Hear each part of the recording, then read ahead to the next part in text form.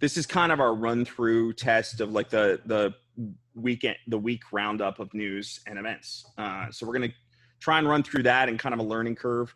We figured we'd try it out on you guys Friday nights because we have an audience, and we didn't have a panel tonight, so that was very convenient. That's just so, like you said, we're going to go over kind of like what happened in the Audi world and in our Audi club world this past week.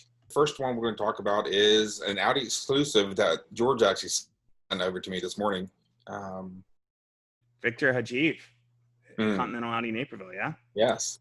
Okay, yeah. So what you're looking at right now is a Venturine Orange R8 V10 Performance at Continental Audi at Naperville.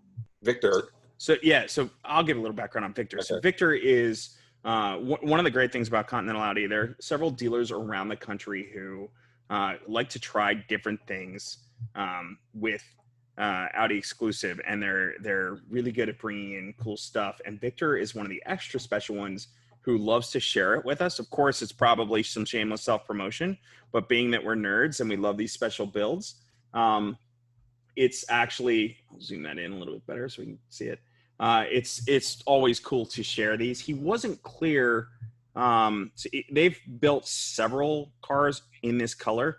They've had several customers who've ordered like an S5 Cabriolet and some other cars in this color. And so I guess they've got a little bit of clientele, a group of them, if you will, who have kind of really dug on this color, and it's kind of almost become their dealership's kind of unofficial, official color. So they just ordered this R8. Don't know if it's sold yet or not. If you want to reach out to Victor at the dealer, if you're curious.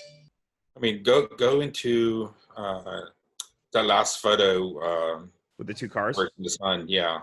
It's interesting, right? How it changes colors in the sun. Almost looks like a burgundy there. Mm-hmm. But yeah, it's a hot looking car and very different than, you won't be like every other R8 out there. Oh, I know. I mean, I was going to say I don't think I've ever seen this color before, but we actually ran a story on the S5 Cabrio last year or the year before that they built, that they had built for a customer.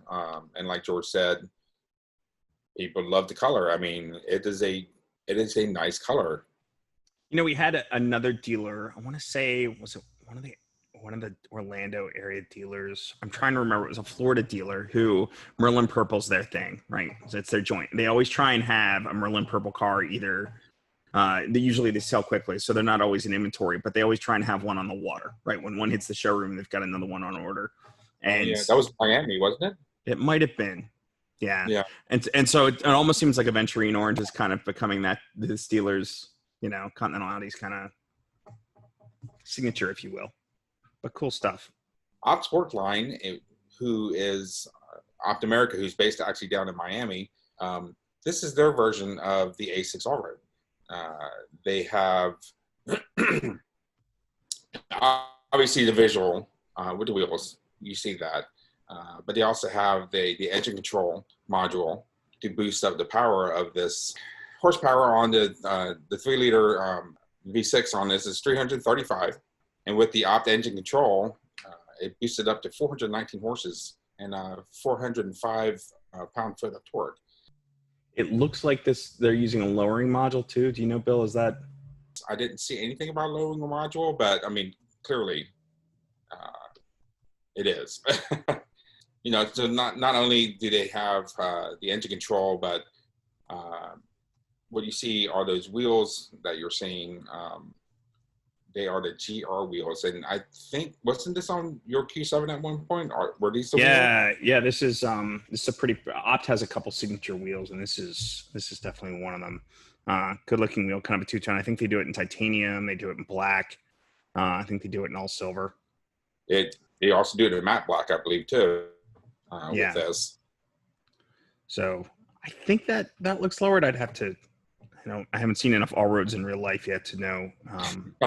They do have air suspension, so it's not like the B9. It's just always up because it's a steel suspension.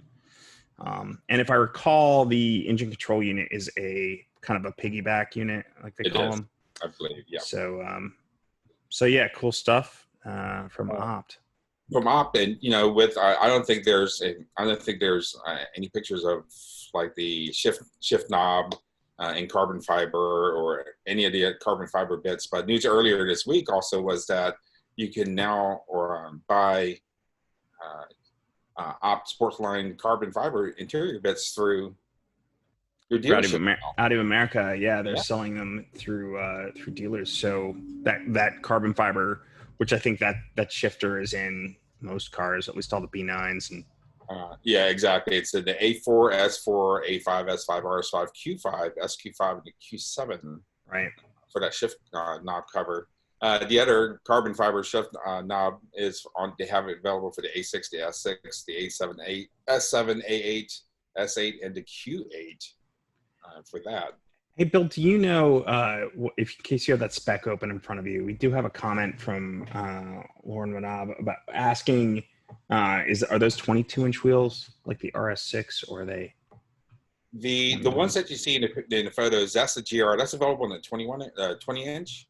The FR wheels, which are they're available in the 20 and the 21-inch fitment. I want to say, I assume maybe it's the same fitment. The same wheel that I had on my Q7 was a 22. So Opt does do that wheel on a 22. I don't know if the all-road, how that changes in offsets to Q7 or not. Bolt pattern and center bore should be the same. So they may have 22-inch fitment on that. I don't know for sure that those photos had 22s, but Opt does make them. Let's move on to the next story real quick. So, how about that Luma RSQ8, man? Should we talk about that thing? Wide body RSQ8, bold strategy. Look, yeah. I mean, that's one of the tamer colors that you're showing right now. Look at this, the carbon fiber trim around the arches and the side skirts. So it seems like a lot of tuning companies are hopping onto the RSQ8. It is, I mean, obviously haven't seen one, but it's a pretty bad SUV, right?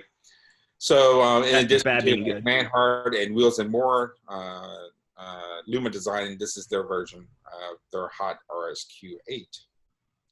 Luma typically is very over the top, right? Like that.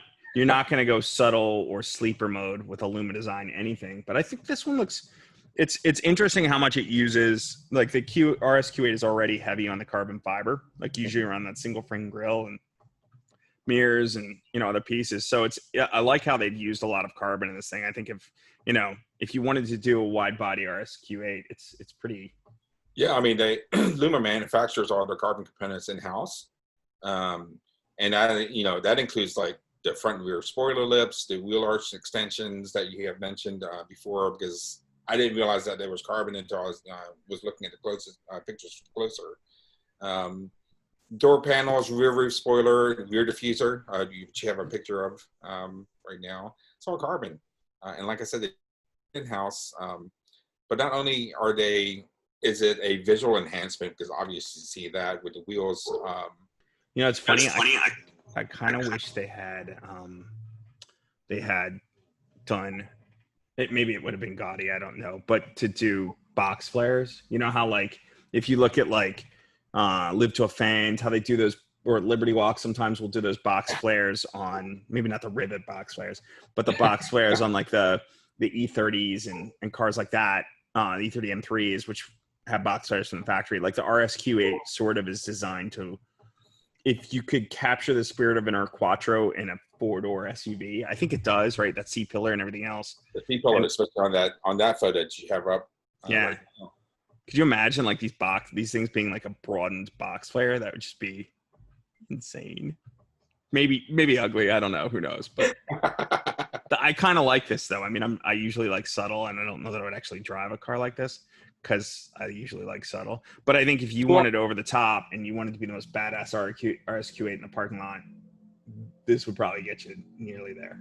I mean, I'm a pretty plain guy, but I don't know, man. I think, especially this color, this orange color, I would drive it around. This body kit is it's pretty insane. Because not only do you get the body kit, Luma also does their own version of the enhancement module.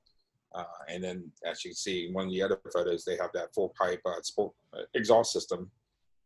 So it's no slouch. I mean, it goes from boosted up to 705 horsepower. Wow. On this. Yeah. Yep. One other news story, which was also just came out today, which I've never attended, but you have several times, and that's the 2020 SEMA show in Las Vegas. It is still going to, they put out today that they are still a go. Obviously, they're going to, make sure that they're going to protect all the participants and all the exhibitors there. George, how many people? How crowded? It's thousands. It's not as bad as CES is bonkers. How it's actually really irritating because you can't get anywhere and everybody's looking at their phones and it's just nuts. It's not quite so bad at SEMA, but when you see cool cars, people kind of crowd around them, or people line up really tight to get a signature from some, I don't know, booth model they've never heard of before, but they really want that poster. Or, Chip Boost pops up and there's a big line for that. Like it is definitely crowded. And so, I suspect attendance will be down this year. It is kind of surprising that they said that it's still going to go on, because this is after, this is a couple months after our favorite trip out to the West Coast, which is Monterey Car Week and our Golden Gates Legend of the Autobahns. I love going out there and doing that, but we're all spread out. It's a challenge, right? When you have industry events like this, like everybody, wherever you end up politically or on masks or any of that junk, at the end of the day, everybody's feeling the hit on financially and how, how much of a wear this is having on everybody, and heck, just even mentally, just trying to get back to normal life, right? And so I can see where, especially for such a big and important show as SEMA, where you almost kind of feel obligated to give it a try. Like I usually do SEMA every year. I probably won't go this year. It's not important enough on our schedule to make it a must do event. And frankly, saving the budget this year wouldn't hurt, Audi Club North America any, but at the end of the day, I can see why a lot of people would want to go. And, there are a lot of companies that rely on this for business. So, I get it, but yeah, they're I think what did they talk about? Single direction aisles. Yeah, it's just to be like the grocery stores. They're going to have directional traffic flow and obviously distancing measures. They're going to, I guess, going to require everybody to wear a face mask. And they're going to have new registration where they're going to try not to have a low touch or a no touch way of registering. So they're encouraging, if you're planning on going, to register early so your credentials can be mailed in advance of the show. They are working closely with the local and the state officials and the health officials out in that area to make sure that everybody's going to be everybody's going to be safe, right? Hopefully so. Yeah. So if you're planning on going, they're going to be constantly updating the status on semashow.com. So it's semashow.com. So keep an eye on that site. Things are changing daily. Hey, that's the other thing. You look at just today, Texas is again shutting down bars, right? Because COVID is kind of jammed up in the last few days since they've opened up. And I suspect we're probably just going to be riding different waves the whole way until we get a vaccine for this. So at the end of the day, SEMA's like nobody, or, while SEMA probably has a lot of, a lot of weight to throw around in Las Vegas, at the end of the day, if Nevada decides no gatherings over a certain number, SEMA will not happen. Right. And so while I it's nice to see SEMA trying to make a go of it. It's definitely worth paying attention to things before you go, or booking, cancellation policies on your plane ticket, et cetera, because, like you said, you can't call this one ahead of time. It's, again, applaud them for making a go of it, but we'll see what we see when it happens. Right. How would you feel? I know it's because obviously they depend on face-to-face, but like a virtual SEMA show. Yeah, it's tough. Yeah. Hey, we're sitting here doing a virtual show, right? So it's awesome. But because I've never been to a SEMA show, so I don't even know what to expect out there with how close the exhibits are to each other, how packed the halls are. Pretty packed. Yeah, pretty packed. Yeah.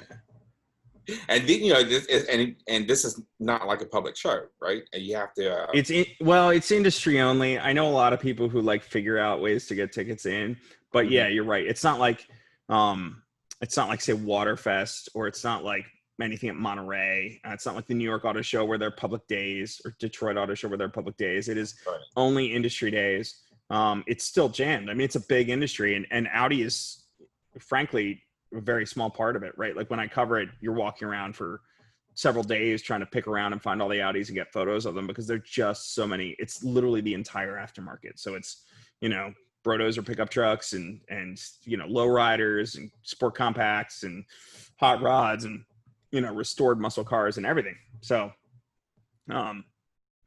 anyway, hey, speaking of events, why don't we can use that as a parlay into right? What's up events. What's up with that?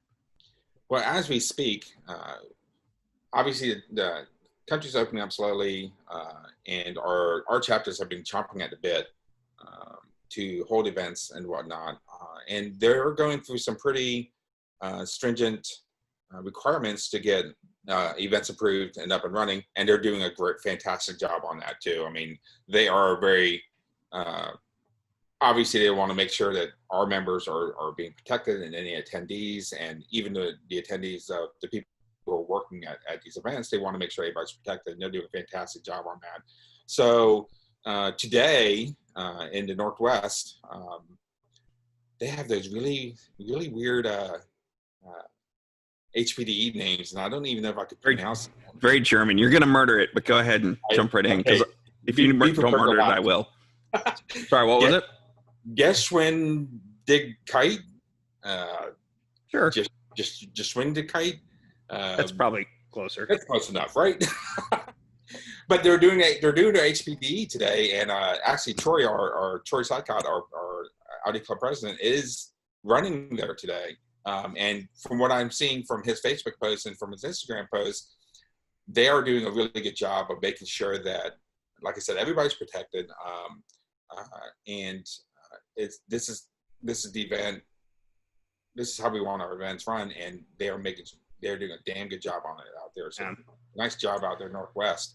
So they're running for HPD this week or today, actually, and guess what? Racing's open again, right? Right. IMSA goes back over the 4th of July, right? It is the 3rd and 4th of July. They're going to run the IMSA WeatherTech 240 at Daytona. 240. So a second round in Daytona. They're going back probably. I mean, it's a great track, of course, iconic. Not a. I guess if not 24 hours, then 240 miles. But it's nice to see IMSA back on track. I don't have to look at the same old digital e-racing. Nothing. No offense to those who are doing it, but like, you don't show damage, right? So that's not fun. I'm sorry. I was just laughing at Paul's response in the message. Paul Grimes, our good pal.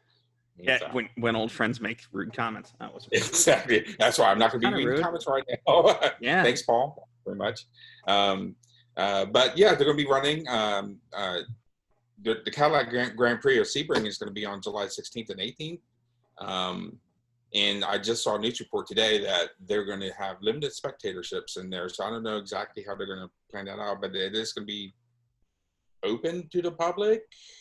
You know how long? That's at Sebring, right? But it's not the 12 hours. Do you know how long? No, the 12 hours, but 12 hours is still scheduled for November 11th and 14th, which I love that race. Yeah. I went with you two or three times in a row.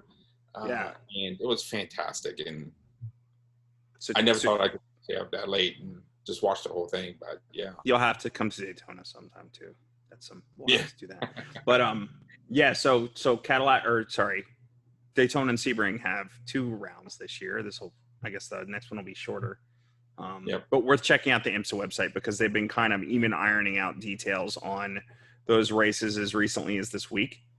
But nice to see IMSA coming back too. Of course, Audi R8 LMS GT3 will be running in that. And then I don't believe the Michelin Feeder Series will be running in Daytona, if I remember correctly. So you may not see the the GT4s and the S3 TCRs, but they will be I think they're going to pick up at the following race. So they'll be back shortly too. But hey, man, real racing, and just next week, grill up some dogs and some burgers, and make your spouse who doesn't care about cars as much thrilled that you've turned racing on instead of fireworks. It'll be great.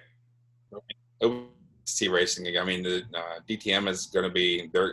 It's not their kickoff, but they are running on July 10th and 12th. Nürburgring. Yeah. And I'll tell you, yeah, that's what's worth noting, right? This is kind of, for now, the last hurrah for DTM. I'm sure, like everything, Audi's got a long history of in and out with DTM, right? They went in with the V8s, then out for a while, and then back with the A4s, and or back with the TTs. I guess I missed that with the opt stuff, and then A4s and A5s and RS5s. So it's a long history. So who knows, when budgets are a little more robust, maybe they'll be back. You have to think Audi's got a long touring car history. Yes. I mean, that's what really got me into that, when I guess it was on one of the racing games that I used to play all the time. And I would have that B5A4 DTM with the big rings on the silver. Red. Oh, that's a touring car, bro. Oh, that's like that was like the let's see here. They got back in, like, I think B6 or B7 era with a A4 in DTM, but no, the one you're talking about is like the Quattro 2 liters, 16 valve. It was like Bila in the UK and Puro in Germany and Dindo in Italy, and they were just winning everywhere they went. That was 1996. Glory days will pass you by. Do you know what? Well, somebody just asked. Well, not somebody. Yeah. My beloved Paul had asked what channel will be airing Daytona. I want to say, boy, that's a good question. And if you want to Google it while I talk, but I think it's NBC Sports Network. Usually, that was who was running IMSA. So IMSA.com too will give you the answer if I don't, because I don't know it, and I'll just BS until Bill knows. Yeah, well, I'm trying to dig it. Let's see here, schedule.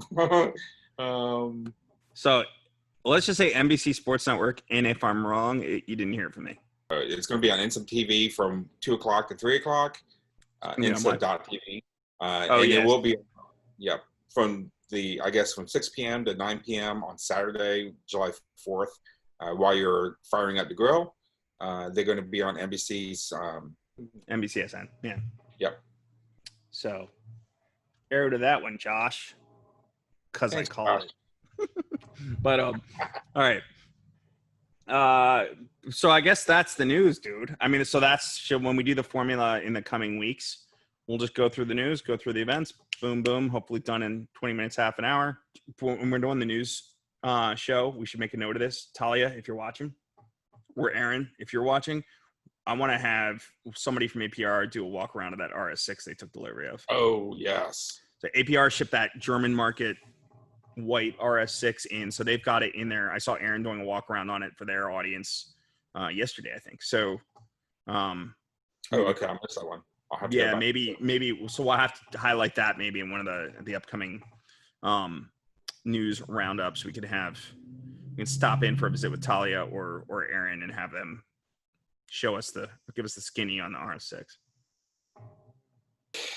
So that's pretty much it. Probably forgot to say it in the beginning, so we ought to say it now. I don't have a script in front of me, but this is brought to you by Audi Club, and Audi Club does a lot for the Audi community. It is the Audi community. So if you're not a member, please consider joining AudiClubNA.org. Click on the Join tab. You get a subscription to the magazine done by some jerk. And it's a great experience. And we hold a lot of events, HPDEs, driving schools for teens, ice driving schools, if it's not a terribly warm winter, car shows, whatever. So probably, I don't know if we'll be online by next week, but watch soon for us to start doing during a weekday, probably an afternoon. I'm going to guess early in the week, maybe Monday, Tuesday-ish is what we were talking about, right? My memory's failing me, Bill. And you're laughing at me, which means that I'm not laughing at you. I'm laughing at Paul's comment. Oh, hashtag Bill's buttocks. Yeah. So we'll probably do it on Tuesdays and Thursday, or Thursdays, not and one of those days, and in the afternoon. And then we're going to try and start doing some more Unfair Advantage podcasts via this as well, since we can't get in person to do some interviews. We'll start doing some Zoom. So a little more focus on the guests and a little less focus on, Fine of the Day is always going to be about the car finds, but we can start to have some of those guests back on to talk about what they do. So, so look for a little more online programming. That's it. A long way of saying that. Yep. All right, guys. Well, I'm going to stop. Everybody has a great weekend.